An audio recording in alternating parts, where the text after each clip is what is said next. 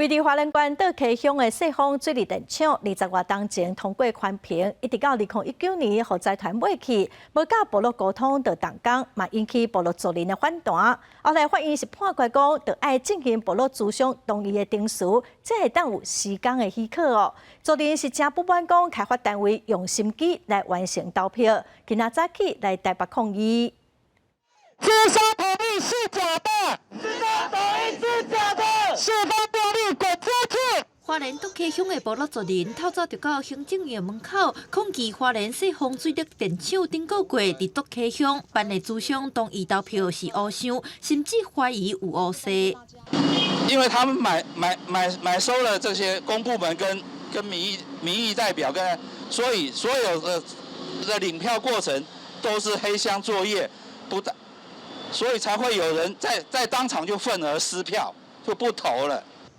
因为顶个月5个部落投票的结果是同意较济，有3个部落同意票有7成以上，但是受影响较大的太平是反对票较济，山里部落嘛因为废票真济，这个不满顶届的庭事前来抗议，因表示细丰电厂虽然启动部落主商同意投票，但事情并无充分沟通说明，就要赶要投票，违反原住民族基本法。进前部落青年嘛发动联署，惊起水坝会引发断流，诉求部落安全中做宽评，希望重新启动参部落主商的庭事。